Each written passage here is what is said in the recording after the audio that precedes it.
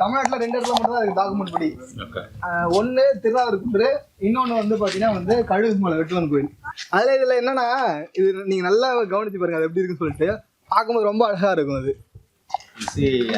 இதை பத்தி உங்ககிட்ட பேசினா நிறைய, இதனை பத்தி பேசினா ரொம்ப நிறைய பேசணும் உங்ககிட்ட. மதம் சார்ந்து நிறைய உள்ளார நீங்க பயணிக்கிற மாதிரி இருக்கு உங்களுக்கு. 2000 ஆண்டுகளுக்கு முன்பே சமண துறவிகள் தமிழ்நாட்டுக்குள்ள வந்துட்டாங்க, சரிங்களா?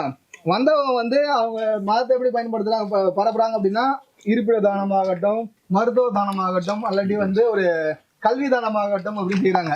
இப்ப நீங்க பாக்குற சமணப்பள்ளி நடந்திருக்கு. இங்க வந்து என்னன்னா அந்த மக்களுக்கு வந்து கல்வியை போதிச்சிருக்காங்க. இதால வந்து எவ்வளவு பேருக்கு அவங்க சமயத்தை பரப்ப முடியும்?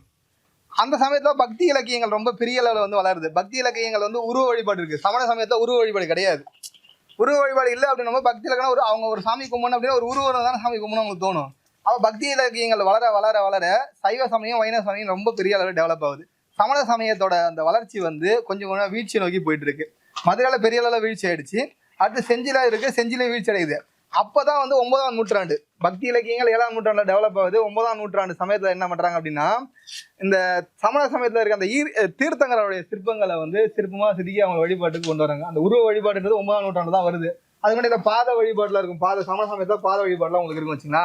இப்ப நீங்க பாக்குற இந்த சிற்பங்கள் தமிழ்நாட்டுல நீங்க சமண சமயத்தை சார்ந்த சிற்பங்கள் எங்க பார்த்தாலும் அது 9ஆம் 10ஆம் நூற்றாண்டு தான். அதுக்கு முன்னாடி சமண சமயத்தோட சிற்பங்கள் முன்னாடி போகவே போகாது. காரணம் என்னன்னா, அவங்க உரு வழிபாடுன்றது கிடையாது. அவங்களுடைய வழிபாட்டு முறையே ரொம்ப இதுவா இருக்கும். அவங்க வந்து ட்ரெஸ் போட மாட்டாங்க. சமண துறவிகள் சல்லோகனம் நீங்க கேட்டீங்களா, உண்ணா நோம்பு இருந்து உயிர் துறக்கணும் அப்படிதான் முக்தி கிடைக்கும் அப்படின்னீங்க.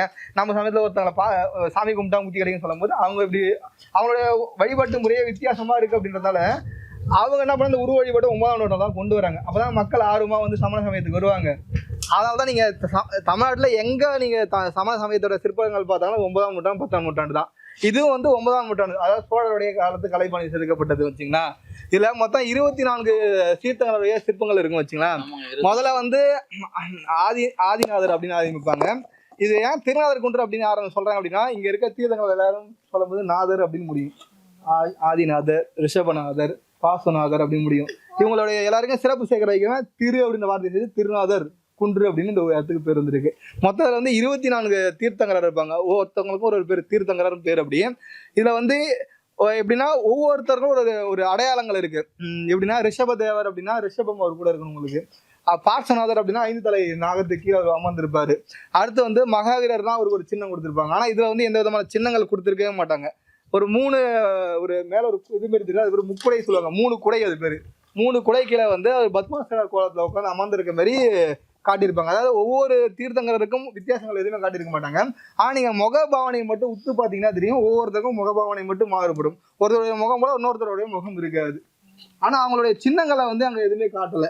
அந்த முக்குடை கீழே பத்மாசனத்தை அமர்ந்திருக்காங்க. 2 வரிசையா, ஒரு வரிசைக்கு 12 பேர் அப்படின்னு சொல்லிட்டு 2 வரிசையா அமர்ந்திருக்காங்க அப்படின்றத மட்டும் இங்க காட்டியிருக்காங்க. இதே போன்ற ஒரு சிற்பம் தமிழகத்துல கழுகுமலையில இருக்கு. தூத்துக்குடி மாவட்டம் கழுகுமலை வெட்டுவான் கோயில் பக்கத்துல இருக்குன்னு வச்சுங்களா. இந்த 2 இடத்துல மட்டும்தான் இந்த சமண தீர்த்தங்களை 24 பேர் ஒரே இடத்துல பார்க்க முடியும். கடைசியில வந்து மகாவீரர், முதல்ல வந்து ஆதிநாதர் ஆரம்பிச்சு மகாவீரர்ல முடியும் வச்சுங்களா. இதுல கடைசியா இருக்க அந்த 3 பேர் மட்டும்தான் வந்து வரலாறு ரீதியா வாழ்ந்தாங்க அப்படின்னு சொல்லுவாங்க. மீதி எல்லாருமே வந்து இந்த புராணங்கள் படிய வருவாங்க அவங்க. அதுக்குள்ள ரொம்ப வேணா நிறுத்திப்போம் சரிங்களா. நீங்க அந்த மகாவீர ஜெயந்தி லீவ் விடுவாங்க கேள்விப்பட்டீங்க, அவர் கடைசியா இருக்கிறது மகாவீரர். இந்த சிற்பங்களை கடைசியா வருவது மகாவீரர். இங்க இருந்து பாக்குறது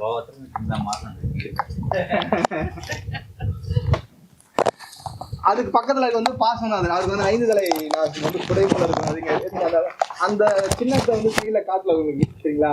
அதுக்கு முன்னாடி இருக்கிறது வந்து ரிஷபதேவர் அப்படின்னு ஒவ்வொருத்தருக்கும் ஒரு பேர் இருக்கு வச்சுங்க. அதுல தாமரை அந்த பக்கத்துல 2 தாமரம் அப்படின்னா வந்து விசிறி மாதிரியும் வச்சுங்களா. சிற்பங்கள் எல்லாமே தாமரத்தை காட்டுவாங்க. இங்க சுத்தியுமே பாத்தீங்கன்னா வந்து நிறைய இடங்கள் இந்த சமணனுடைய தடைகள் அங்கங்க உங்களுக்கு தொடர்ந்து செஞ்சு சுத்தி உங்களுக்கு இருக்கும். ஒரு ஊரு போல இருக்காது, எல்லா ஊர்லயுமே இருக்கும் உங்களுக்கு. ஏதாவது ஒரு ரெஃபரன்ஸ் இருக்கும். ஆனா அந்த காலகட்டன்றது மாறுபடும். இப்ப சமண சமயத்துடைய தடயங்கள் கிடைக்கிறதுலாம் பாத்தீங்கன்னா 1700 1800 அப்படின்னு வரும். பல்லவர்கள தடயங்கள் கிடைக்கிறதுலாம் பாத்தீங்கன்னா வந்து 1300 1400 வரும். கோட்டையோட தடயங்கள்லாம் 800 700 வருஷம் அப்படி மாறுபடும். சோழருடைய தடயங்கள்லாம் 1000 வருஷம் அப்படின்னு. அதாவது வந்து ஒவ்வொரு சமயத்துக்கும் ஒவ்வொருத்தரும் இம்ப்ரூவ் பண்ணிருக்காங்க. அதுக்கு காரணம் இந்த நிலவியல் அமைப்பு தான். இந்த பெரிய கோயில் அது சித்தாமூர் அப்படின்னு சொல்லுவாங்க.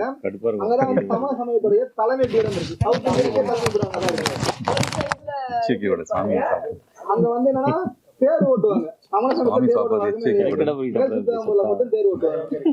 அது இங்க இருந்து ஒரு மேல் சித்தாமூர் ஒரு புகைப்படம் எடுத்து கிளம்புமா. அடுத்து ஒரு நாள் நைட்டு சாயங்காலம் ஒரு கால் வருது கலெக்டர் ஆஃபீஸ்ல இருந்து. சின்ன ஜெயந்த் இருக்காருல்ல அவங்க பையன், அவருக்கு வந்து விழுப்புரம் அடிஷனல் கலெக்டர் இருந்தப்ப வருது. தேவா நாளைக்கு வந்து நான் செஞ்சு வந்து பார்க்கணும், நீங்க காலையில வந்து டைரக்டா வந்துருங்க அப்படின்னு வச்சுட்டாரு. காலைல ஒரு பிஏ வந்து போன் அடிக்க நீங்க வந்துருங்கன்னு சொல்லிட்டு அவரு குறிப்பா நான் திருவாரூர் கொண்டு கூட்டே நாங்க கூட்டு போக சொல்லிட்டு அவர் கலெக்டர் அவருக்கு எல்லா டீலையும் தெரியும், நான் சொல்லணும்னு அவசியம் இல்லை. அவர் வந்து இங்க வந்து உட்காந்துக்கிட்டே ஃபுல்லா சொல்லு அப்படின்னு சொல்லிட்டு உட்காந்து ஃபுல்லா பொறுமையா கேட்டாரு.